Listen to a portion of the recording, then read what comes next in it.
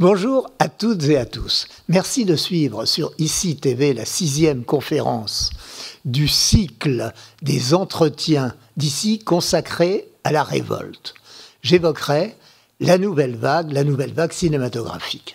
Donc, nous sommes en l'an 1959, bien sûr, et cette année-là, en quelques mois, débarquent sur les écrans des films nommés Les Cousins, À bout de souffle, bien entendu, et surtout Les 400 coups. Et en quelques semaines, tout le monde du cinéma semble s'écrouler. Tout le vieux cinéma, le cinéma classique, le cinéma qui jusque-là remplissait les salles, brusquement ne fonctionne plus. Tout le monde veut voir ces jeunes films, ces nouveaux films. C'est le début donc de ce que l'on a appelé la nouvelle vague, qui est plus qu'une révolte, c'est une révolution. Mais à la base, c'est quand même une révolte, celle de jeunes gens qui ont 30 ans au moment où ils réalisent leurs films et qui, depuis une bonne dizaine d'années, sont déjà en train de préparer leur arrivée par une espèce de détestation commune qu'ils ont eue, non des personnalités, mais du cinéma, tel qu'on a pris l'habitude de le faire depuis l'après-guerre, c'est-à-dire une espèce d'encroutage d'un cinéma qui a été jeune à ses débuts, au moment de l'arrivée du parlant, vers les années 30, mais dont les artisans se sont petit à petit, ont vieilli, et les formes se sont figées. Et ce qui a particulièrement déclenché cette répulsion, ce dégoût de leur part, c'est de voir arriver, après la guerre, un cinéma vraiment moderne, qui était le cinéma américain. Vous savez que pendant la guerre, pendant l'occupation, donc les Allemands ont absolument interdit tout le cinéma qui pouvait venir des alliés, de leurs ennemis, et que le cinéma français, sous contrôle allemand, n'a d'ailleurs jamais fait, ou pratiquement pas de films pro-allemands, mais a fait des films sans aucune espèce de portée politique ni militaire, un peu insignifiants, souvent assez bons d'ailleurs, souvent se sont inspirés de Simenon, il y a eu de bons films. C'était une époque bénie, il faut bien le dire, la période de la guerre pour le cinéma français, puisque tout le monde, c'était la seule distraction possible, et tout le monde, en plus, les cinémas servaient parfois de refuge à des clandestins qui ne voulaient pas partir au service obligatoire, au service du travail.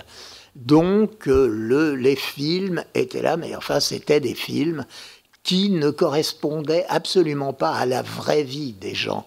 Et ceux qui commençaient à ouvrir les yeux sur le monde à cette époque-là ne se reconnaissaient absolument pas.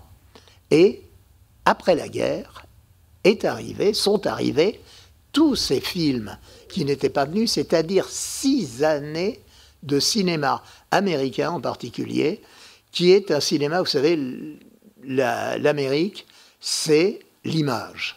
C'est le monde de l'image, et le cinéma américain, qu'on le veuille ou non, le cinéma américain n'est pas forcément ce qu'on appelle aujourd'hui, vous savez, les grosses machines, Star Wars. C'était pas ça. Le cinéma américain était un cinéma très fin, fait pour intéresser, pour captiver un public très fin, enfin très habile, très adroitement fait, très généreux d'ailleurs, parce qu'il y a une générosité américaine, il y a un désir de partage, et l'industrie de Hollywood avait atteint un degré de sophistication qui impressionnait beaucoup ces jeunes gens. Donc, le cinéma français, à côté, leur paraissait aussi ringard, il faut bien le dire, que pouvaient l'être aux yeux des jeunes filles les uniformes des soldats français, à côté des uniformes des beaux GI américains. Alors, nous avons donc une génération. Tout le monde aimait le cinéma, à l'époque comme aujourd'hui, d'ailleurs, fondamentalement, c'est l'art préféré des êtres humains. Mais les jeunes gens en question étaient particulièrement, dont nous allons parler, qui vont faire le sujet de cette conférence, étaient plus que cinéphiles, voulaient à leur tour faire des films, avaient leurs idées, avaient peaufiné pendant le temps du confinement, il faut bien le dire, de la guerre, avaient travaillé, avaient des projets, et simplement, le cinéma était une forteresse extrêmement difficile à prendre. Alors, voyons un petit peu comment ils se sont fédérés, comment ça a commencé. Ce que l'on reprochait, d'abord, au cinéma qu'on a appelé ensuite le cinéma de papa, ce qu'on lui reprochait, c'était évidemment pas d'être un cinéma de génération, c'était différent. C'est que le cinéma a été fait, dans ces périodes-là, par la production des films sont très chers à faire. Donc les producteurs, ce qui se comprend, prenaient des précautions, et pour se garantir un peu, pour avoir des chances de succès, la plupart de leurs films étaient adaptés de romans.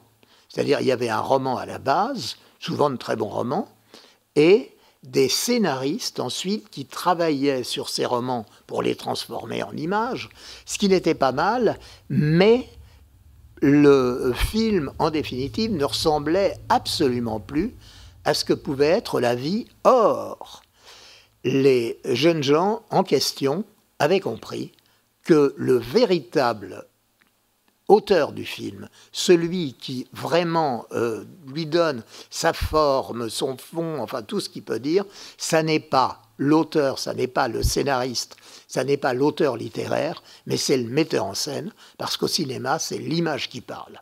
Et jusque-là, c'était au contraire les auteurs, les scénaristes qui décidaient de ce que serait le film, et les gens d'image, le metteur en scène, étaient à leur service, au service du scénario, ce qui avait tendance à donner des films extrêmement compassés, les meilleurs étaient classiques, et les plus mauvais étaient académiques, n'avaient pas de vie, les acteurs étaient mal dirigés ou d'une façon comme sur les photos de famille où on est serré et figé. Alors bien entendu, il y avait quelques metteurs en scène qui échappaient, quelques cinéastes, même quelques scénaristes qui échappaient au reproche général, mais ils étaient peu nombreux et les jeunes amoureux du cinéma de l'époque les avaient identifiés.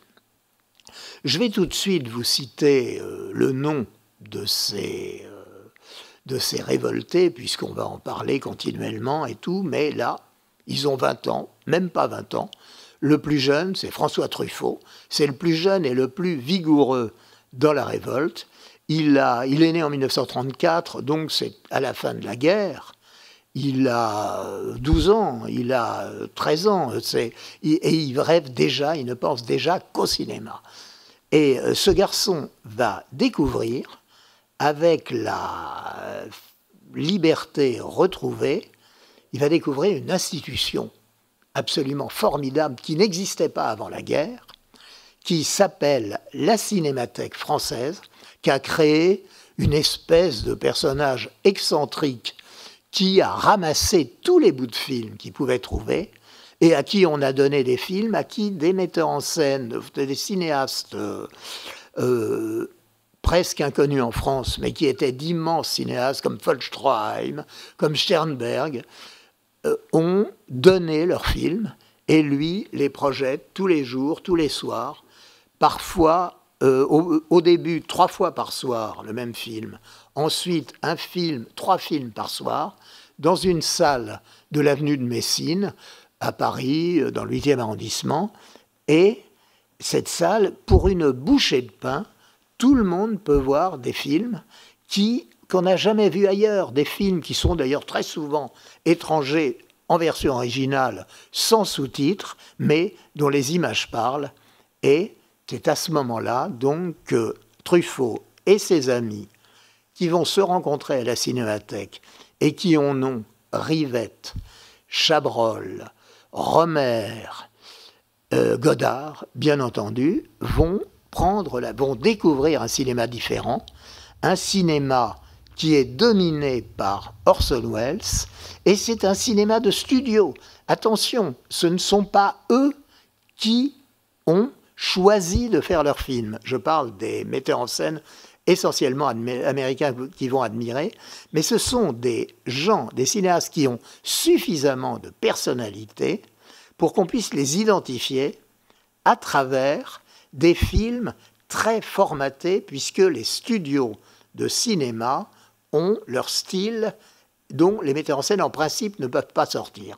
Et les vraies personnalités arrivent quand même à faire des films que l'on reconnaît. C'est Orson Welles, c'est Hitchcock. Ils vont bientôt découvrir cette espèce de cinéma d'Hitchcock qui a un style, une personnalité, une efficacité formidable. C'est un metteur en scène moins connu du grand public, mais qui s'appelle Howard Hawks, qui arrive aussi à marquer sa personnalité, qui est faite d'ironie et de goût de l'héroïsme. C'est un très très beau mélange, c'est un peu comme John Ford. C'est un cinéma très positif qui entraîne le public et qui est à l'opposé du cinéma plutôt déjà d'une certaine sinistrose de l'art français. Donc, ils ne sont pas tout seuls, ces jeunes gens décaillés, d'autres sont là avec eux, et surtout, ils s'aperçoivent que dans le cinéma français, il y a des gens, souvent très âgés d'ailleurs, qui, eux aussi, ont décidé de s'affranchir des règles, et ce cinéma qui était fait vraiment, qui était formaté au possible, avant la guerre, a eu quelques exceptions, qui sont la principale, et Jean Renoir, très grand cinéaste reconnu. Jean Renoir, c'est La Grande Illusion, et mais La Grande Illusion, on a l'impression que la vie passe dans La Grande Illusion, que ça n'a pas été tourné dans l'obscurité des studios, que les comédiens et que les auteurs ont été préférés, que Renoir a préféré faire jouer le mieux possible ces acteurs plutôt que de les soumettre à la dictature de la caméra, du studio, d'inscrire leurs mouvements par terre de façon à ce qu'ils soient totalement guindés. Renoir a révolutionné le cinéma avant la guerre d'une façon très simple, en disant « diriger un acteur, c'est tout simplement ne pas l'empêcher de jouer ». Donc vous avez une liberté formidable dans les films de Renoir, qui est très sensible dans cette admirable Grande Illusion dont ils sont fous, mais qui est aussi très sensible dans des films moins connus comme Le Crime de Monsieur Lange, qui sont très vivants, et surtout un film qu'ils ont adoré, un moyen-métrage d'après Maupassant, qui est La Partie de campagne, où brusquement on a eu, par rapport à des films, même de bons films comme ceux de Carnet, même des films de René Clair, où on a eu l'impression brusquement que le vent passait, qu'on était dehors, que la rivière, qui avait absolument rien, et que le canot sur la rivière était pratiquement dans la salle de cinéma. Et ça, ils ont adoré. Ils se sont aperçus en plus qu'ils avaient des modèles qui faisaient un cinéma totalement original et qui pourtant, qui étaient des gens très connus, mais qui venaient pas du cinéma, et ne venant pas du cinéma, on avait ignoré les règles. C'était en particulier 3 écrivains et 3 dramaturges. C'était Sacha Guitry, Marcel Pagnol et Jean Cocteau, qui étaient encore parfaitement vivants, qui avaient la cinquantaine à cette époque-là, et la soixantaine, disons, et qui avaient commencé à faire des films, souvent en adaptant leurs propres pièces, qui avaient fait des pièces de théâtre excellentes, très vivantes, et qui ne s'étaient pas du tout occupés des règles de cinéma, tout simplement parce qu'ils les ignoraient. Ils ne les avaient jamais apprises. Or, leurs films étaient peut-être sur un plan traditionnel mal foutu, mais ils respiraient la vie, la gaieté, le dynamisme, l'énergie, et c'est ça que voulait faire les jeunes metteurs en scène.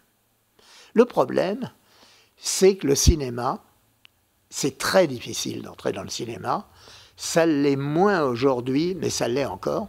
Et c'était terriblement difficile à l'époque, pour un certain nombre de raisons, dont la première était, et toujours d'ailleurs, le prix, l'énorme prix de la production. Ce qui faisait que les producteurs avaient totalement le pouvoir, et c'est eux qui choisissaient les films, les sujets de films. Un metteur en scène de l'après-guerre qui suivait la production normale n'avait pratiquement aucune chance de faire le film qu'il aurait voulu faire, d'imposer un sujet à lui. Les producteurs achetaient les droits des romans et choisissaient les adaptateurs qui les feraient, donc qui pouvaient être des gens de grand talent, mais dont les récits, la production n'avaient rien à voir avec ce qui commençait à intéresser la nouvelle génération. Il y avait par ailleurs la censure qui a compté. C'est pas essentiel, la censure, mais elle était très, très, très puissante, la censure, et c'était une censure préalable. C'est-à-dire que elle a interdit très peu de films. Les films qui n'ont pas pu sortir ont été très rares à cette époque-là, se comptent vraiment sur une seule main. Mais c'était une censure préalable, c'est-à-dire que tous les films devaient être soumis. C'était pas une loi, c'était pas écrit dans la loi, mais enfin les producteurs qui savaient que leurs films ensuite, au moment de sortir, seraient soumis à la censure, les films terminés étaient soumis à la censure, donc demandaient à l'avance au comité de censure si leur sujet, leur avis sur les films qui s'apprêtaient à tourner, et cet avis était à l'époque d'une étroitesse absolument énorme, donc on ne faisait que des films, je ne dirais pas vertueux, parce que c'est beau la vertu, mais que des films édifiants. Et ça leur cassait les pieds, et ça cassait, il faut bien le dire, les pieds de tout le monde. Donc, il fallait... La troisième raison que j'ai invoquée, c'était le corporatisme. Ça n'était pas le fait des gouvernements et des autorités, mais il faut bien le dire, des gens du cinéma eux-mêmes, qui s'étaient énormément protégés pour que... C'était un métier agréable, intéressant, mais surtout c'était un métier très bien payé, parce que les films rapportaient souvent des fortunes, il n'y avait pas de concurrence aux films à l'époque, il n'y avait pas de télévision, le théâtre était cher, et l'immense grand public allait au cinéma au moins une fois par semaine, parce que c'était un merveilleux divertissement populaire, et c'était le samedi soir. C'est le cinéma, il n'y a pas plus bel endroit quand on aime pour sortir avec sa femme, sa famille, embrasser sa petite amie. Ça compte. Et le cinéma, donc, était très riche, puisque les gens payés étaient très riches, mais les films, les producteurs ne remettaient pas toujours l'argent dans les films qui auraient intéressé les gens plus jeunes.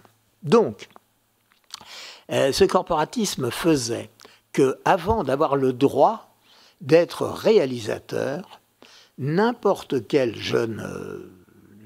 apprenti, si vous voulez, n'importe quel aspirant metteur en scène, devait faire 3 films en tant que stagiaire, ensuite 3 films en tant qu'assistant, en tant que deuxième assistant, et 3 films en tant que premier assistant. Comme le travail sur un film dure à peu près 6 mois, la préparation avant le tournage, et que les stages ne s'enchaînent pas forcément, ça faisait donc au moins 9 films à faire avant d'avoir le droit d'en tourner un seul, et ça représentait pas loin d'une dizaine d'années. C'était beaucoup trop pour les impatients dont nous avons parlé, les futurs metteurs en scène de la nouvelle vague, c'était beaucoup trop lent pour ces impatients. Et ces règles étaient imposées aux metteurs en scène, mais aussi à tous les techniciens, aussi aux opérateurs, aux preneurs de son, qui devaient également avoir des suites de stages, ce qui fait qu'ils étaient eux-mêmes un peu figés dans cet académisme. Donc, vers 1950, ces garçons qui ont le plus jeune est Truffaut, mais il a déjà les dents très longues. Le plus vieux est Éric Rohmer, dont vous connaissez le nom, qui a fait énormément de films connus, qu'on voit encore beaucoup à la télévision, des films à petit budget, des films fondés d'ailleurs beaucoup sur la parole, mais qui sont très originaux, qui ont souvent de merveilleux acteurs. Lucchini est une production des films de Rohmer. Et donc, vers 1950, ces jeunes gens se disent, pour commencer, enfin entament délibérément et d'une façon calculée la prise de pouvoir de la citadelle cinématographe. Alors, ils ont compris assez vite qu'il faut d'abord se concilier une partie du public, donc faire parler. Ils vont pour ça s'associer, c'est pas eux qui vont le fonder, mais s'associer à un groupement de critiques qui, eux, n'ont pas l'intention de faire du cinéma, parce que là, je parle de futurs metteurs en scène. Mais le désir de renouvellement du cinéma s'est étendu à toute une génération, et même à beaucoup de critiques qui opéraient avant la guerre, qui ont toujours demandé un cinéma plus libre, un cinéma plus vrai, plus proche de la nature. Et donc, beaucoup de ces cinéphiles vont avoir envie de créer des revues. Ce sera le cas d'une revue qui s'appellera d'abord la Revue du Cinéma. Enfin, la Revue du Cinéma a commencé avant la guerre, et puis elle va se continuer avec les célèbres Cahiers du Cinéma, qui vont être fondés en 1950. En face, vous avez déjà une autre revue qui existe, qui s'appelle L'Écran français, qui existe depuis la Libération, mais qui n'enchante pas vraiment qui est très bonne. Les collaborateurs de cette revue sont excellents. Vous avez Jean-Charles Taquella, par exemple. Vous avez aussi de futurs grands metteurs en scène, mais vous avez Jacques Becker, qui lui tourne déjà depuis la guerre, qui est un très grand metteur en scène libre, mais ils sont assez marqués politiquement par le communisme. Et les gars des Cahiers du Cinéma, je dis les gars parce qu'à l'époque, il n'y a pas encore de filles. Et c'est vraiment ces jeunes gens, donc il faut bien le dire, et qui, eux, n'ont pas du tout l'intention de faire du cinéma politique. C'est pas leur but, c'est pas leur idée. Ils appartiennent d'ailleurs, curieusement, à un univers un petit peu qui n'est pas entièrement d'avant-garde, puisqu'ils sont presque tous catholiques. Les Cahiers du Cinéma, ça ne se sait pas. Aujourd'hui, on s'imagine que tous les cahiers toute la nouvelle vague a été des gauchistes frénétiques, et absolument pas. Les Cahiers du Cinéma n'ont été modernes, mais même avant-gardistes, que pour les formes de cinéma, que pour le contenu des films, que pour la forme. Mais ils ne se sont jamais lancés dans des croisades anti-religieuses, et même une de leurs idoles est Bresson, admirable cinéaste, austère, mais d'une rigueur absolue, qui est franchement très chrétien, de même qu'il fait des films, qui a fait le journal d'un curé de campagne, et qui toute sa vie fera des films franchement inspirés de religion, le plus beau étant probablement Un condamné à mort s'est échappé, où par la grâce c'est une histoire vraie d'évasion de résistance, où par la grâce ils parviennent à s'évader. Donc je reviens à ce groupe qu'on va appeler, qui vont se fédérer autour de ce journal, Les Cahiers du cinéma, dont le rédacteur en chef est d'ailleurs lui-même un religieux, qui s'appelle André Bazin, qui n'est pas prêtre, mais qui est diacre, qui est une sorte de, j'oserais dire, de prêtre amateur. Enfin, c'est pas tout à fait ça, mais ça y ressemble. Et ils n'ont pas non plus, d'ailleurs, l'intention, tous ces jeunes, de faire un cinéma religieux, c'est pas ce qui les intéresse, mais je veux dire par là que leur révolte n'est absolument pas politique. Et ce qu'ils vont commencer par faire, ils vont d'abord se former. Donc, outre la cinémathèque, où ils se rencontrent en général, il y a des lieux. Vous avez un cinéma qui s'appelle le Studio Parnasse, dont le patron présente des films qui leur plaisent et où ceux qui ne se connaissaient pas encore apprennent à se connaître. Vous avez les ciné-clubs. Un très grand ciné-club est fondé d'ailleurs par Jean Cocteau, par Bresson et par un autre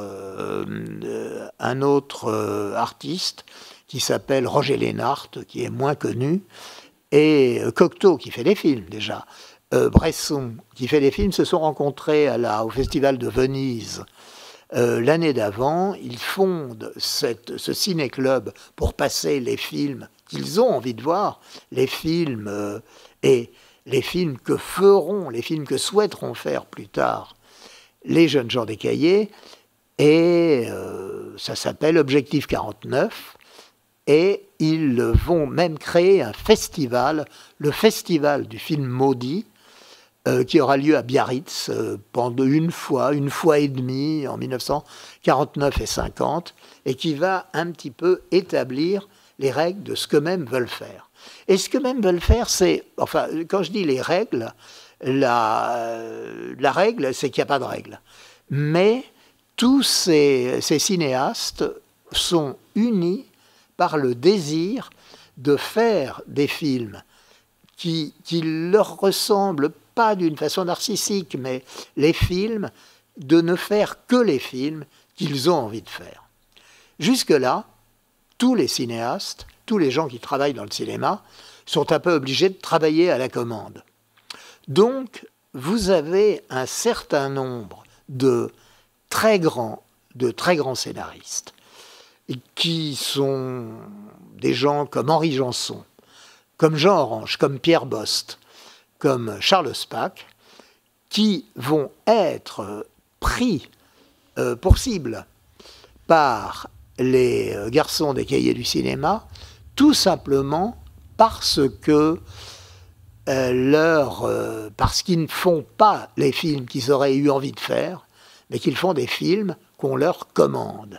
Et ça, pour les Cahiers, c'est extrêmement... ça n'est pas bien. Et ils ont... Bon, c'est très excessif, mais ils ont parfois raison. Je vais prendre un exemple.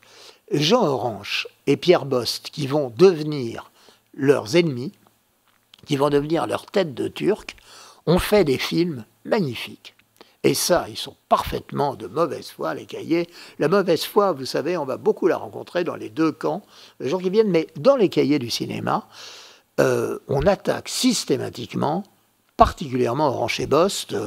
Truffaut fait un article qui s'appelle, retentissant, en 1954, qui s'appelle sur une certaine tendance des Cahiers du cinéma, qui est un brûlot, un peu contre Janson et énormément contre Orange et Bost, qui, pourtant, viennent de faire la traversée de Paris, dont ils savent, qui a été, sur le moment, et qui est encore aujourd'hui, un chef-d'œuvre, avec un metteur en scène qui a un caractère de cochon, qui s'appelle Claude Autant-Lara, qui est le fils d'une comédienne de la Comédie Française et d'un architecte connu, donc qui est une espèce d'enfant gâté, qui déteste la société, qui n'est pas communiste, mais qui déteste l'organisation de la société, qui déteste le monde de ses parents, et il faut bien dire qu'il y a ce qu'on appelle l'hypocrisie bourgeoise. Et franchement, on ne comprend pas que Truffaut ait pu attaquer des films qui, au fond, lui ressemblent, qui, au fond, ressemblent à ce qu'il voulait faire. Mais Orange et Bost n'ont pas fait que ça, malheureusement, puisqu'ils vivaient du cinéma. Et ils ont en particulier fait un film très académique avec Jean Delannoy, qui est considéré vraiment comme le metteur en scène figé, vieillot, pas intéressant, et qui défend des valeurs ces valeurs hypocrites. Et il se trouve que Orange et Bost ont adapté un film, un roman de Gilbert Cesbron, qui est un auteur chrétien, qui a consacré un roman assez beau aux jeunes délinquants, aux maisons de correction d'après la guerre, qui s'appelle, le titre est connu, c'est un beau titre, Chien perdu sans collier. Seulement, Truffaut a été lui-même en maison de correction. Truffaut est un très joli personnage qui est devenu délinquant, tout jeune, par amour du cinéma. C'est-à-dire qu'il a fondé un ciné-club, lui-même, à 16 ans, 15-16 ans. Il a fondé un ciné-club, peut-être même à 14, pour passer les films qu'il avait envie de passer. Et ces films, on paye la location des films, il faut les louer. Il a eu les yeux plus gros que le ventre, il n'a pas réussi à avoir assez de spectateurs payants pour que ces films soient amortis. Il s'est retrouvé avec une dette, bien que ce soit du cinéma et de l'art, il faut payer aussi, avec une dette, avec des huissiers, avec des menaces de prison, et il a volé une nuit une machine à écrire dans les bureaux de gens qu'il connaissait pour pouvoir la vendre et payer ses dettes. C'était un petit peu naïf. Il a évidemment été pincé. Son père, qui était un père adoptif, l'a envoyé, l'a laissé moisir un petit peu au commissariat. Il a fini par être incarcéré dans une maison de correction pendant un certain temps. Et une maison de correction, il a vu ce que c'était qu'une maison de correction. Et il a trouvé ensuite que Chien perdu sans collier en montrait une extrêmement idéalisée. Bon, c'est son cas particulier. Lui, Truffaut était le plus révolté de tous. Mais enfin, il voulait faire, une fois de plus, des films qui sonnaient vrais, qui sonnaient plus justes. Et donc, leur guerre, donc, première étape, démolir le cinéma d'avant. C'est comme à la guerre comme à la guerre. On ne fait pas de nuances, on démolit, les innocents y passent. Et en 1955-56, grâce ou à cause des cahiers du cinéma et d'un autre journal dans lequel ils écrivaient, qui s'appelait Art, qui lui était hebdomadaire et qui se consacrait, la rubrique cinéma, qui était dirigée par Cécile Saint-Laurent, bizarrement, l'auteur de Caroline Chéry, mais qui était un romancier, l'auteur du roman de Caroline Chéry, pas du film, et qui était un romancier dit houssard. C'est-à-dire les housards étaient des jeunes gens de droite qui n'essayaient pas de refaire le monde tel qu'il était, mais qui s'opposaient, mais qui avaient énormément de talent, et qui s'opposaient délibérément. C'était le temps des polémiques, on s'engueulait, il y avait de quoi, parce qu'il y avait les guerres coloniales en France. Enfin, la France était agitée de terribles conflits, et eux défendaient plutôt la droite, donc les guerres coloniales, et je parle des Houssards, et ils s'opposaient à Sartre et à sa revue telle quelle, qui était au contraire le journal des... Sartre était un compagnon de route des communistes, et le journal des révolutionnaires, le journal de la gauche. Il ne faut pas exagérer l'importance de la politique dans la nouvelle vague, mais là, il y en avait quand même un petit peu dans ces bagarres. Donc, on a peu idée aujourd'hui de la violence de ce que pouvait être la presse de cette époque. Et c'est drôle, mais enfin, ça n'amusait pas tellement ceux qui en étaient la victime. Mais enfin, Truffaut était un agitateur furieux. Et ses compagnons d'écriture, ses compagnons des cahiers du cinéma, étaient certainement beaucoup plus modérés, mais dans leur ton, mais pas dans leur argumentation. Chabrol en faisait autant. Ils écrivaient tous dans les cahiers, donc très bien, ils promouvaient, à chaque fois qu'ils en avaient l'occasion, leur cinéma. J'ai apporté, c'est le seul document que je vais vous montrer, c'est une couverture des cahiers du cinéma, qui est très célèbre pour sa couverture jaune. Donc ce film représente, c'est À bout de souffle, le plus célèbre film probablement de la Nouvelle Vague, et vous allez voir comment on peut, vous allez voir comment il s'y prenait. Donc, je reprends, je vous demande pardon pour ce... Parce que je suis en train d'improviser Enfin, je n'ai pas écrit ce discours pour faire comme les gens de la Nouvelle Vague. Vous voyez, je n'ai pas voulu écrire mon scénario. Et donc, nous revenons aux cahiers du cinéma. Les cahiers du cinéma leur servent de brûlot, mais tout ça ne les fait pas entrer dans le cinéma. Tout ça ne les fait pas. Et ce qu'ils veulent, c'est faire des films à leur tour. Alors, il va se produire deux événements, surtout un événement technique, qui va être extrêmement important.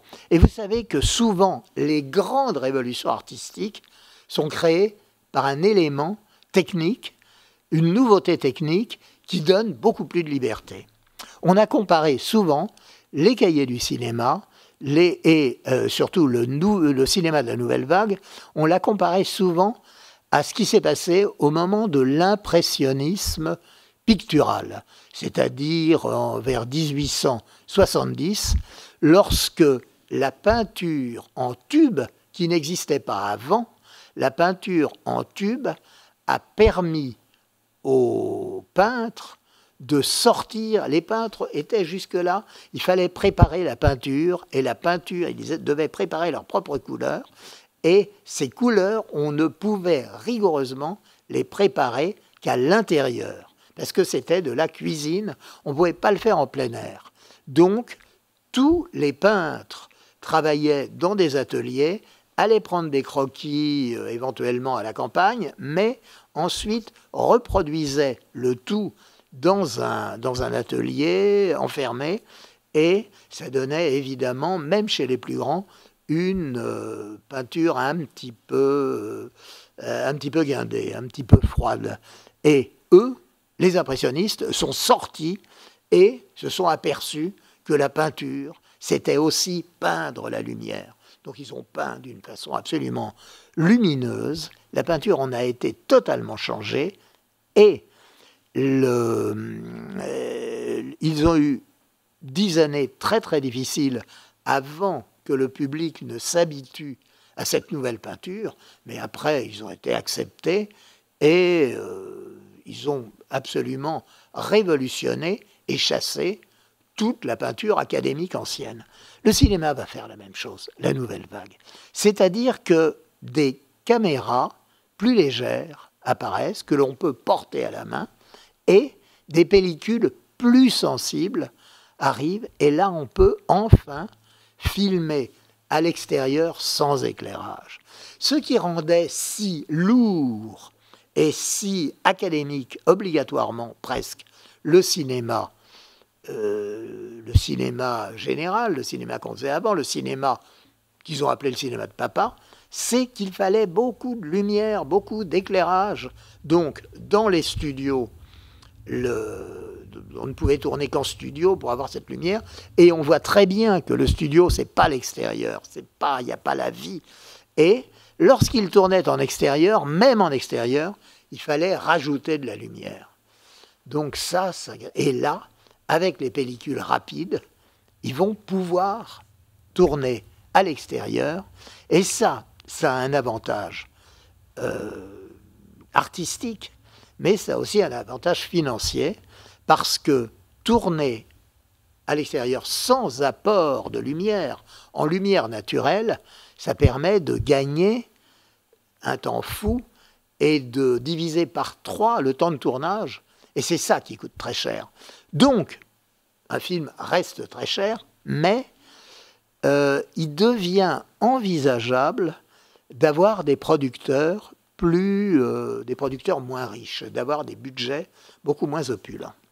Et donc ces jeunes gens commencent à se dire qu'après tout, ils pourraient bien arriver à faire leurs films eux-mêmes, peut-être à les produire, ou en tout cas, ils font des essais avec des courts-métrages. Et on a, dans les années, à partir des années... Éric Rohmer, qui est le plus vieux, Éric Rohmer tourne un court-métrage dès l'année 50, mais il est perdu. Mais ensuite, dans les années 55, 56, 57, apparaissent des courts-métrages de Godard, de Chabrol, qui sont très libres, plutôt amusants, qui utilisent des acteurs tout neufs, qui ne sont pas spécialisés dans la nouvelle vague, mais comme les gens de la nouvelle vague sont les seuls à les engager, on les associe, alors tout le monde les connaît, ils vont devenir aussi illustres que leurs metteurs en scène, ce sont tout simplement Belmondo, Brialy, les plus grands, Belmondo, Brialy, Delon un petit peu moins, parce que Delon était moins novateur, et était pas, surtout Delon, n'était pas du même milieu, n'a pas fait d'études, c'est quand même un milieu un peu d'étudiants, et donc il ne connaissait pas, il n'avait pas les mêmes contacts. Mais il va quand même être associé à des films nouveaux très rapidement, et puis vous avez Jean-Pierre Cassel, vous avez enfin toute une dynastie. Le seul très grand acteur de l'époque, qui n'est pas tourné avec la Nouvelle Vague, je pense que c'est une erreur de la Nouvelle Vague, mais enfin, ils ne lui ont pas demandé de travailler, c'est peut-être le meilleur, c'est Laurent Terzieff. Mais Laurent Terzieff s'est davantage tourné, personnellement, vers le théâtre.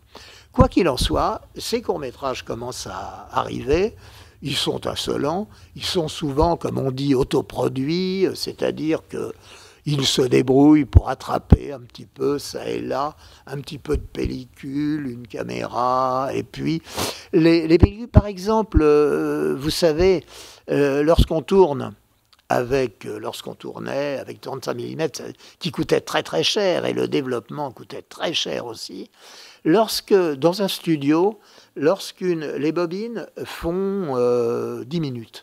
Les bobines de film, 300 mètres, c'est 10 minutes.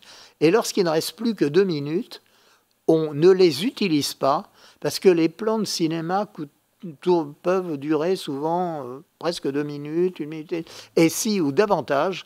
Et si la pellicule s'arrête au milieu de la prise, évidemment, tout est foutu, ça coûte très cher. Donc, les chutes, ce qu'on appelle les chutes, ils les laissent. Les gens de la Nouvelle Vague les récupèrent. Et puis, il leur faut un cinéma neuf, il leur faut les caméras sont moins chères, sont plus légères, la pellicule est plus facile à trouver, mais enfin, il faut quand même, pour faire marcher les caméras, il faut des caméramans.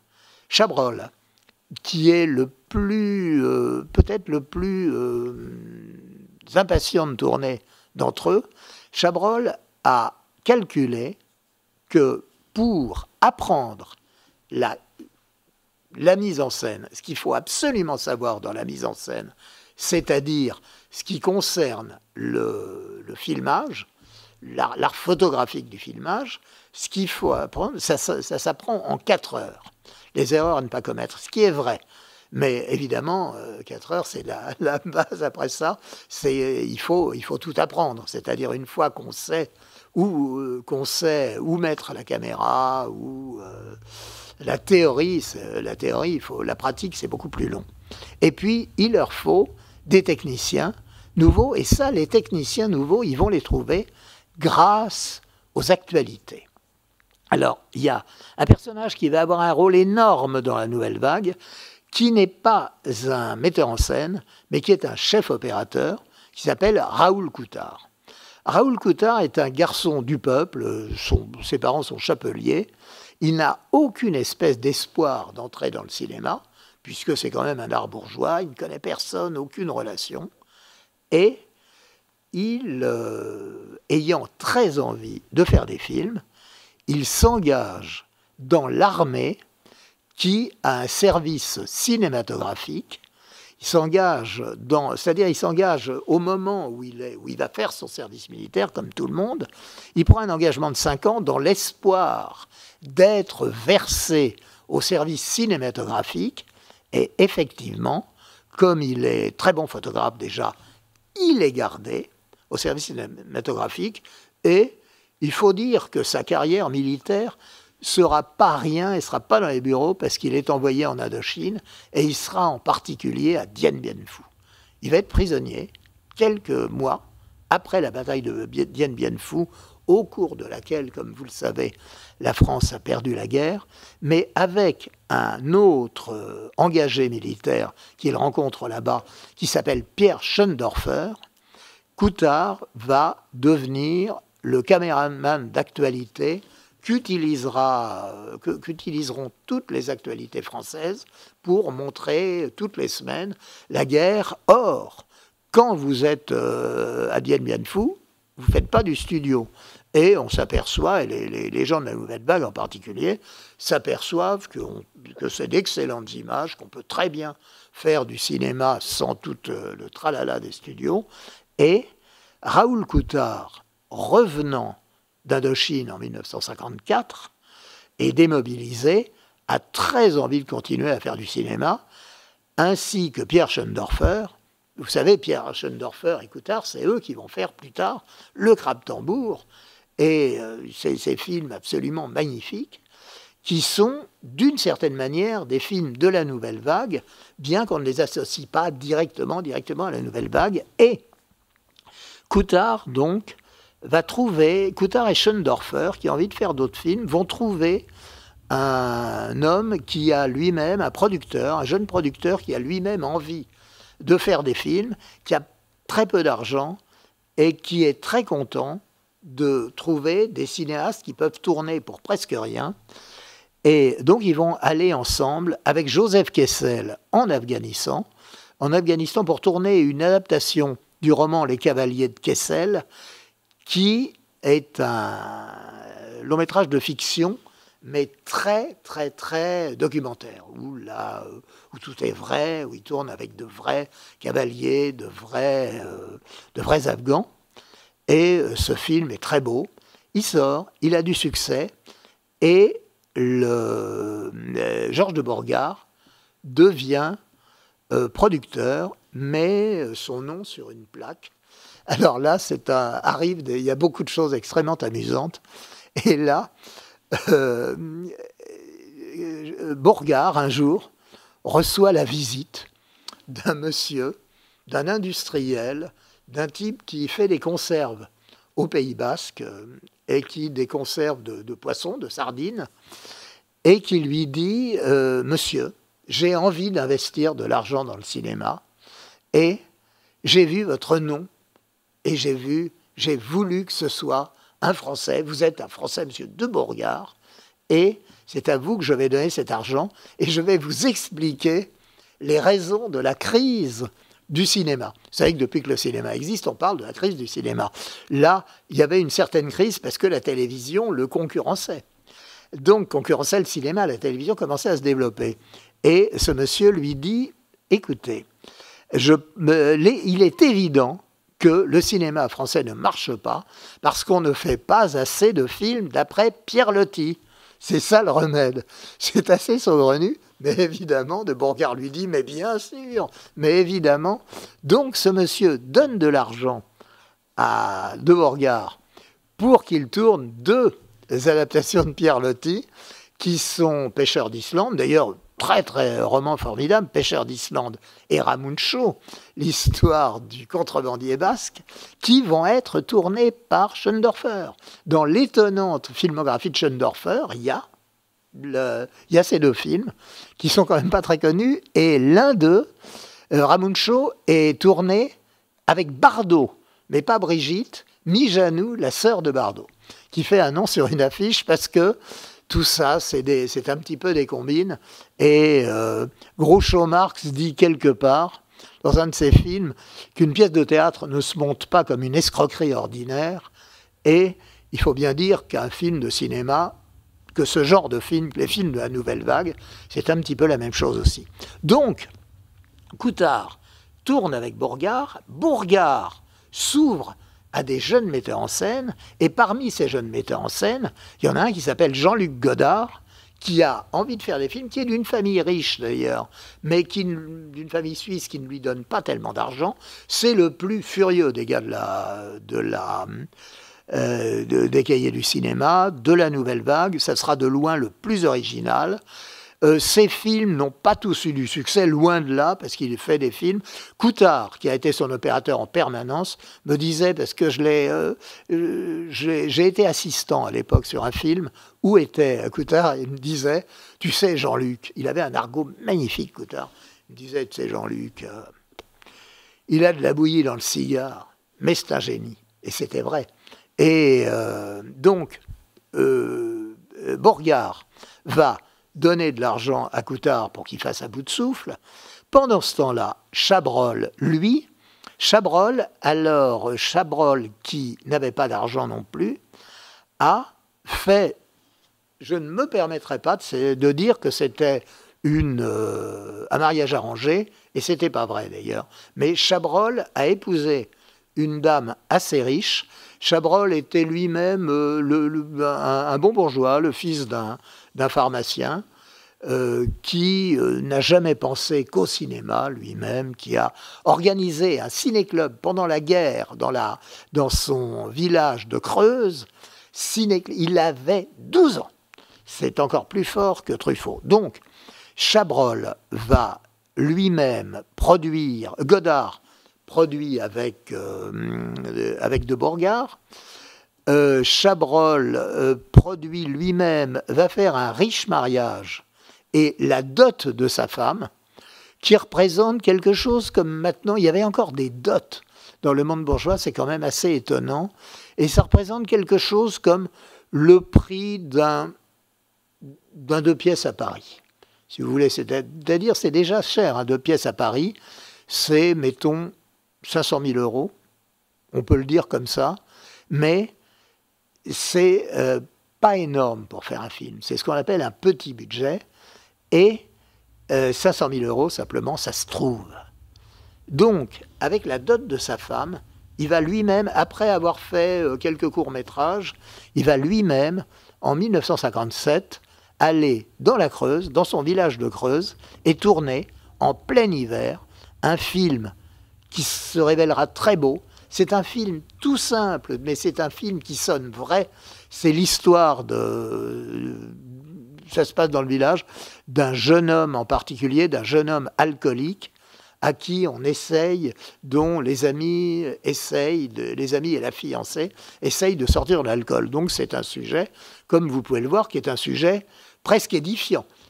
Mais en tout cas, c'est pas un sujet scandaleux, c'est pas un sujet révolutionnaire. Je vous dis, les gens de la Nouvelle Vague proprement dite ont très peu traité de sujets scandaleux. Mais ils n'ont jamais fait scandale pour ça. Mais pour d'autres raisons, ils ont fait scandale parce qu'ils ont insulté tout le monde. Et le premier film de Chabrol, donc, Le Beau Serge, on le considère parfois comme le premier long métrage de l'histoire de la Nouvelle Vague. Il date de 1957, il est sorti, je crois, au début de 1958, et il n'a pas eu un succès triomphal celui-là, mais il a commencé à intéresser déjà énormément les cinéphiles, enfin même pas que les cinéphiles, les jeunes gens qui aimaient le cinéma de la nouvelle génération, ceux qui avaient moins de 20 ans à l'époque, et il a intéressé pas mal les critiques, enfin on en a beaucoup parlé, aux grandes dames d'ailleurs de la vieille vague, qui a commencé à voir ses recettes, à voir les producteurs l'abandonner. Truffaut, lui, a choisi d'autres voies, c'est-à-dire a trouvé un autre producteur très très intéressant, qui était un vieux monsieur d'ailleurs, enfin pas encore un vieux monsieur. Moi je l'ai connu, ce producteur, donc c'est Brunberger. Brunberger a été critique gastronomique au Matin de Paris, où j'étais journaliste de cinéma dans les années 1980. Il était encore de ce monde et il arborait, il avait 85 ans à l'époque, et il arborait les Champs-Élysées avec une démarche de pingouin, d'une voix extrêmement rapide. Mais cet homme très vieux avait des idées très jeunes. Il avait été le producteur des premiers Renoir du temps du cinéma muet.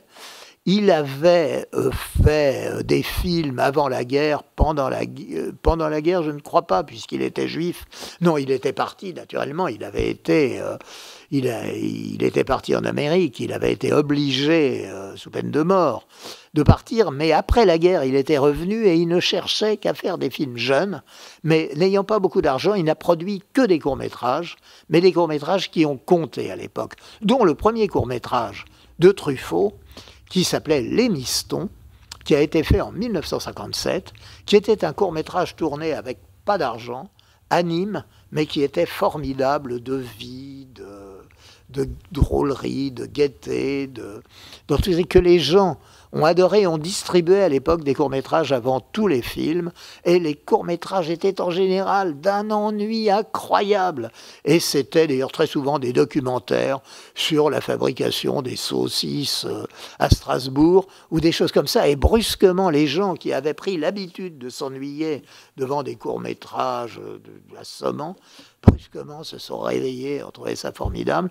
Et ce court-métrage qui s'appelle Les Mistons a eu donc un vrai succès, mais la même année, au Festival de Cannes, c'est-à-dire c'est en 1957, Truffaut, qui allait tous les ans au Festival de Cannes pour le journal Art, dont je vous ai parlé, et qui assassinait pratiquement tous les films classiques, les assassinait, là, avait dépassé les bornes. On a estimé qu'il avait dépassé les bornes en 1957 et il avait été interdit de festival.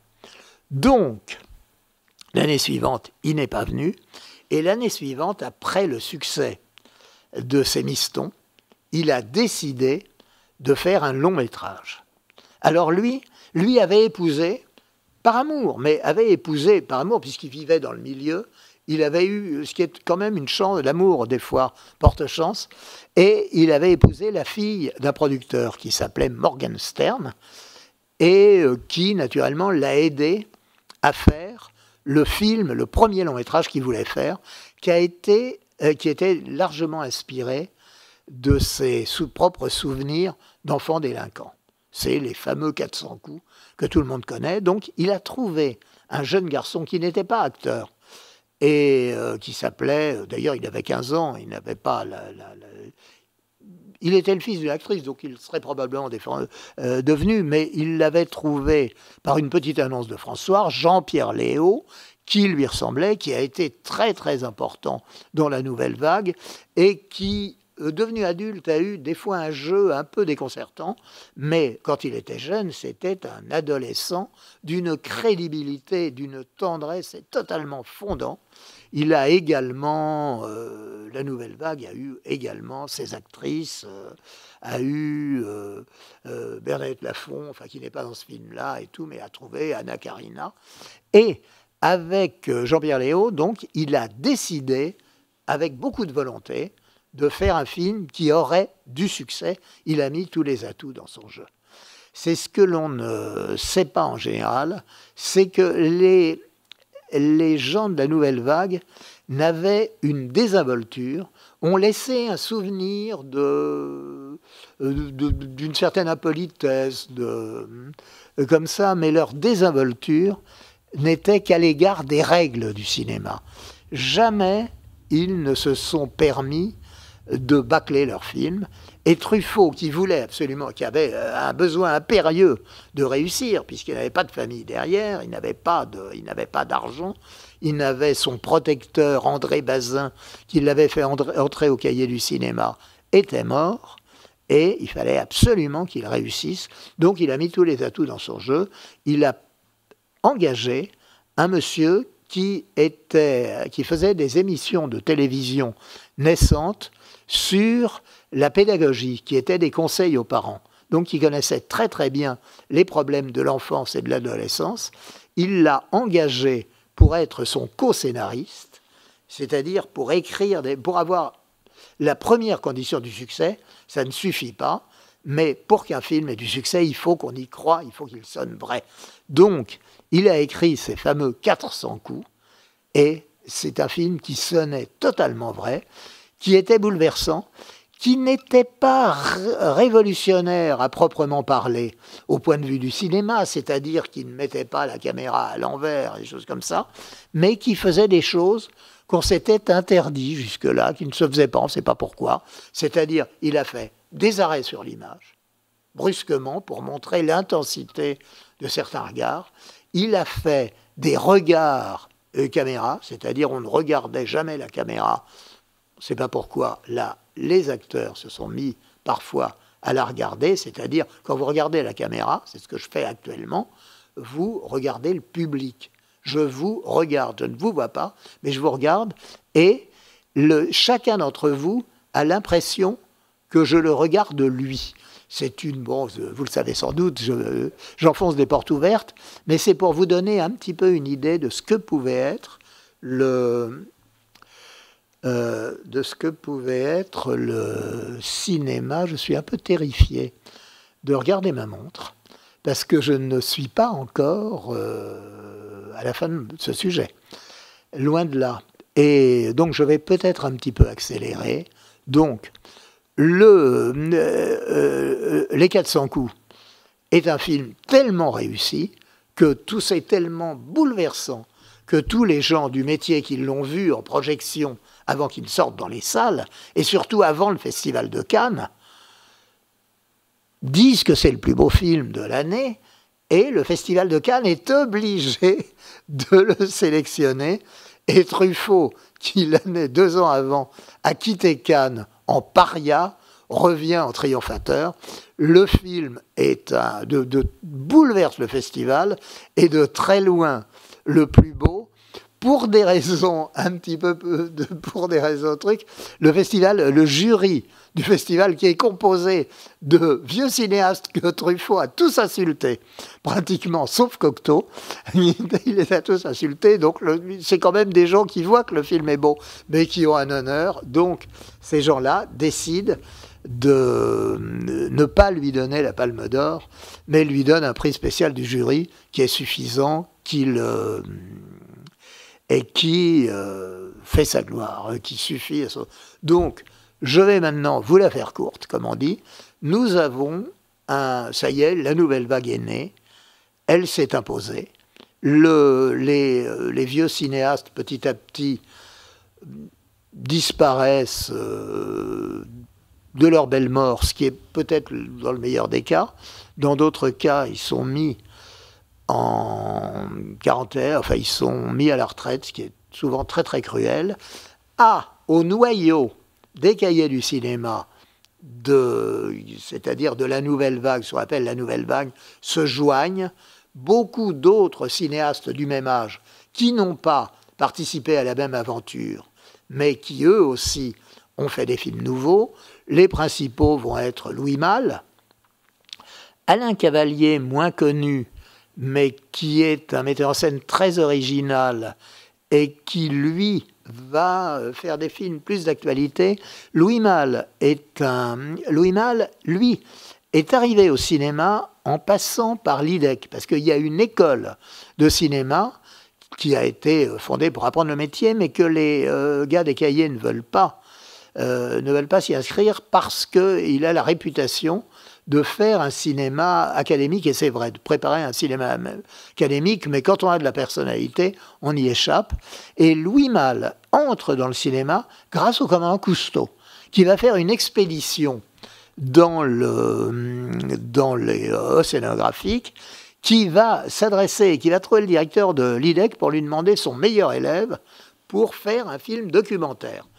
C'est Louis Malle, il a 25 ans, il fait le documentaire associé avec Cousteau, le documentaire sous-marin illustre, qui s'appelle Le Monde du Silence, et qui, lui, a la Palme d'Or. Avant, en 1956, la Palme d'Or. C'est un des rares Français qui ait eu la Palme d'Or à Cannes. Et ils sont 3 enfin, ou 4, mais très très peu nombreux. Bien, on a également... Alors, il y a une femme très intéressante qui s'appelle Agnès Varda, qui, elle, ne vient pas du tout du cinéma, mais vient de la photographie. Elle est photographe du Théâtre National Populaire, qui est un théâtre un petit peu, pas d'avant-garde, mais un théâtre aussi très simple, très réaliste, très proche du public, et dont la star est l'illustre Gérard Philippe, mais où travaillent Philippe Noiret, Jean Rochefort, Belmondo, non, c'est au conservatoire que Belmondo s'est imposé, mais Agnès Varda, qui est photographe, a envie de faire un film. Elle fait un film d'amateur, dans les conditions de l'amateurisme, autoproduit.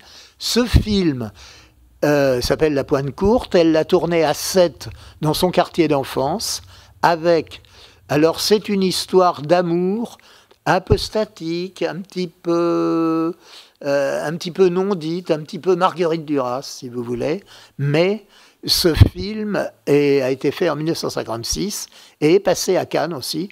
Personne ne l'a vu, mais on peut le considérer un peu comme le premier film de la Nouvelle Vague. Il annoncera, Agnès Varda va se tourner ensuite vers le documentaire, et ça sera la grande documentariste de la Nouvelle Vague. Et en outre, elle fera des fictions très très proches de la réalité, comme le fameux Cléo de 5 à 7. Alors on a Resnais, tout le monde connaît Resnais. Resnais fait des films des films modernes, dont il n'écrit pas le scénario. C'est la différence avec les cahiers du cinéma, les gens des cahiers du cinéma qui n'acceptent jamais une commande, donc qui sont tous l'auteur de leur scénario, mais qui sont très différents de leur scénario, dont on croit souvent qu'ils sont improvisés, mais c'est de la coquetterie. En réalité, ils le travaillent tous autant que Truffaut a travaillé ses 400 coups. Et ce qui leur arrive simplement, c'est d'écrire, de finaliser le dialogue le matin, une fois qu'ils connaissent les acteurs, pour vraiment le mettre dans leur bouche. Donc Resnais fait un cinéma très original aussi, plus littéraire. Ses scénaristes ne sont jamais lui, mais on aura Marguerite Duras, on aura Alain Robbe-Grillet, qui est un des papes du nouveau roman, et puis d'autres gens arriveront, comme Jean-Pierre Mocky, qui est lui un acteur, mais qui a appris le métier en Italie, qui a eu un contrat de 7 ans en Italie. Il vient de passer 7 ans en Italie comme acteur, mais au lieu de dépenser son argent en whisky dans les boîtes de la Via Veneto comme les acteurs normaux, il a demandé à être assistant sur des films. Donc il a été assistant d'Antonioni, il a été assistant de grands metteurs en scène, et il a appris le cinéma comme ça. Lui le connaît très bien, et va faire un cinéma un peu de voyou, parce qu'il est un cinéma insolent, antisocial, drôle au possible. Beaucoup de succès, donc il fait les dragueurs, il fait un drôle de paroissien. Je vais très vite. Et puis, cette nouvelle vague va avoir... Il y a des associés, il y a des sympathisants. Vous avez Schoendorfer, dont on a parlé. Vous avez Claude Sautet, qui a la sympathie, qui, lui, a été assistant et scénariste pour le cinéma traditionnel, mais qui est très aimé des cahiers du cinéma. Vous avez Jacques Becker, qui est un des pères de la nouvelle vague, qui est un petit peu plus âgé et qui fait des films, souvent des films policiers ou des comédies, mais admirables, parce que je dois dire que les gens des cahiers du cinéma qui ont inventé le film d'auteur adoraient chez Hitchcock et adoraient chez Hawks les films de genre, parce qu'ils aiment ce qu'on appelle les films de genre, c'est-à-dire les policiers, les comédies, parce qu'ils aiment le public. Et ils n'ont pas du tout, ils ont envie que leurs films se voient. C'est un petit peu, ça nous amène d'ailleurs. Alors vous avez les enfants de la nouvelle vague qui sont les jeunes gens un petit peu plus jeunes, mais qui ont été assistants des gens de la nouvelle vague. Donc vous avez tout de suite Philippe de Broca qui apporte une dimension comique. C'est très bien le cinéma de Broca, c'est l'homme de Rio, et qui apporte une dimension comique à la nouvelle vague. Et puis, vous allez avoir Claude Miller, Alain Corneau, un petit peu Costa-Gavras, mais surtout Miller et Corneau plus tard, qui vont, vous savez, Alain Corneau qui a fait Tous les matins du monde plus tard, et Claude Miller qui a fait La meilleure façon de marcher, qui ont directement travaillé avec, qui sont des assistants de Truffaut et de ces gens. Et puis, vous allez avoir Téchiné, qui lui n'a pas été assistant de truc, mais qui est resté au Cahier du cinéma, avec plutôt la tendance Rivette, qui est restée au Cahier du cinéma, et assez vite, la nouvelle vague, on ne peut pas dire qu'elle se termine, mais elle devient grand public. Le film de Godard qui s'appelle Le Mépris, c'est un film très très original, mais va inclure Brigitte Bardot, va inclure qui est déjà une star, mais qui est jeune, qui a l'âge de la nouvelle vague, mais qui n'est pas de la nouvelle vague. Le film qu'il a fait connaître, c'est un film de Vadim. Vadim, en 1957, et Dieu créa la femme. Vadim était aimé des gens des Cahiers du cinéma parce qu'il a fait un film anti-système. Mais son film est quand même produit dans le cadre du cinéma normal, et surtout, lui s'est insurgé contre la censure. C'est le seul qui a vraiment lutté contre la censure. Je vous dis, c'était pas des sexuels, c'est pas une révolution sexuelle, la nouvelle vague. Vadim, lui, l'était, c'est-à-dire il estimait que le cinéma était très, très, très en retard sur les mœurs, sur la façon dont vivaient vraiment les spectateurs. Donc, il fait Et Dieu créa la femme, qui a évidemment un énorme succès, mais on ne peut pas le considérer comme un homme de la nouvelle vague, parce qu'il a presque toujours travaillé à la commande. Donc, il n'est pas toujours à l'origine des films qu'il fait. Et puis, j'accélère encore, la nouvelle vague elle-même, la nouvelle vague de base, les Truffaut et compagnie, brusquement vont virer, justement, vont un petit peu virer à gauche. Il va y avoir, comme une grande partie de la France, mais il va y avoir un incident déclencheur. Cet incident, c'est Rivette, toujours religieux d'ailleurs. Rivette fait un film d'après le roman de Diderot qui s'appelle La religieuse, qui est un film, enfin qui est à la fois un film religieux et anti-religieux, c'est-à-dire qui montre qu'on enferme parfois dans des couvents, au XVIIIe siècle, on enferme dans des couvents des personnes qui manquent au commandement religieux. Et ça n'est pas une mise en cause de la religion, mais du détournement de la religion. Et ce film, en 1963, c'est-à-dire sous De Gaulle, en plein XXe siècle, ce film va être interdit par la censure. Parce que la religion a beaucoup d'importance dans l'Ouest, un peu réactionnaire à l'époque encore, et les couvents font pression sur le ministre de la Culture pour que le film soit interdit. Et le ministre de la Culture manque de chance, c'est André Malraux, qui lui-même a été cinéaste, qui lui-même a été en son temps un révolutionnaire de l'art, mais qui va coiffer l'interdiction de la religieuse. Alors c'est une révolte sans nom chez les gens des Cahiers du cinéma qui multiplient les pétitions, les manifestations, et la religieuse est enfin autorisée, c'est-à-dire c'est le ministre de la Communication qui s'appelle Yvon Bourges de l'époque qui va l'interdire, et Malraux qui va réussir à le faire autoriser. Mais Malraux lui-même commet une bourde, c'est-à-dire qu'il autorise on évince Langlois, qui a été à l'origine de la Cinémathèque, qui a été à l'origine de la Nouvelle Vague.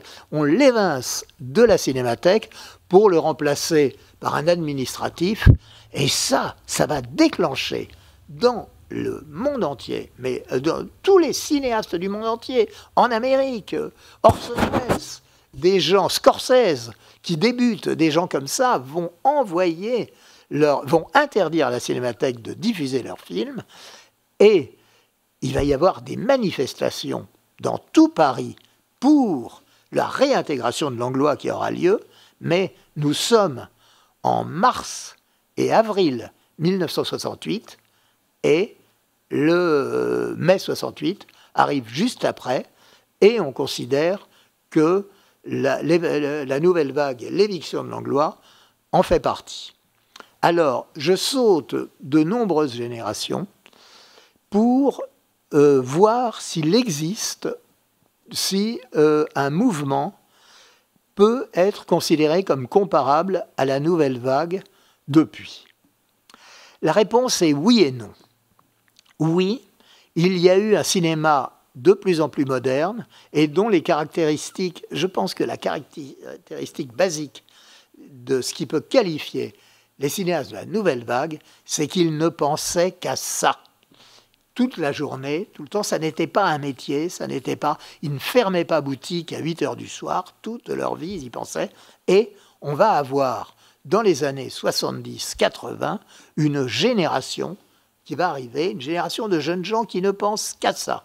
Je pense à Olivier Assayas, je pense à Desplechin, qui est un très grand cinéaste, je pense à Philippe Leguet, qui est un très grand cinéaste, je pense un peu plus tard à François Ozon, qui est un très grand cinéaste, mais ce qui les a empêchés, et je pense à deux cinéastes particulièrement intéressants, qui sont Christian Vincent, qui a fait La Discrète, avec le Kinifilm, qui a été très célèbre, et je pense aussi à Éric Rochant, qui a fait à l'époque un film qui s'appelle Un monde sans pitié, et qui maintenant triomphe à la télévision avec Le Bureau des légendes, qui avait fait dès l'époque un film d'espionnage qui s'appelait « Et ces gens-là sont de la même génération visiblement, mais ils n'ont pas su ou pas voulu, ils sont moins célèbres, ils n'ont pas su et pas voulu, comme les cahiers du cinéma, utiliser les médias. » Et ce qui caractérise, il n'y a absolument aucun point commun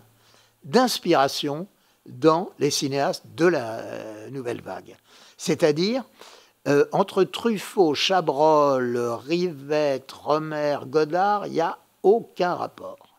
Mais, il y en a, mais ils ont fait équipe, ils ont créé une école, ils ont lutté ensemble pour réussir, et les journaux adorent les écoles parce qu'ils adorent avoir l'impression de découvrir quelque chose.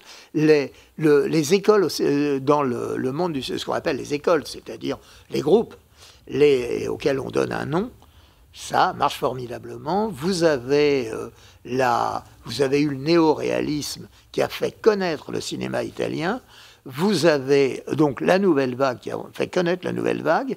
Et ces jeunes gens dont je parlais, qui sont individualistes, ce qui n'est pas un crime, mais enfin qui estiment que leur cinéma ne ressemble pas à celui des autres, ont toujours refusé. Moi, j'ai essayé 100 fois de leur faire des couvertures ensemble, de les faire grouper, parce qu'il y avait beaucoup de choses en commun entre eux, y compris un producteur qui s'appelait Alain Roca, qui a beaucoup compté, qui a autant compté que Bourgard dans cette nouvelle vague, mais ils ont toujours refusé de s'associer parce qu'ils estiment qu'ils ne font pas la même chose que tous les autres.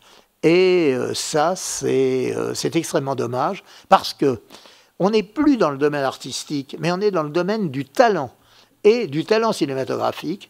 Vous avez à la même époque là, une chose qui ressemble énormément à la nouvelle vague, c'est le splendide, c'est les bronzés. C'est Le Père Noël est une ordure, parce que vous avez toute cette équipe autour de Thierry Lhermitte, de Jugnot, de Marianne, de Clavier.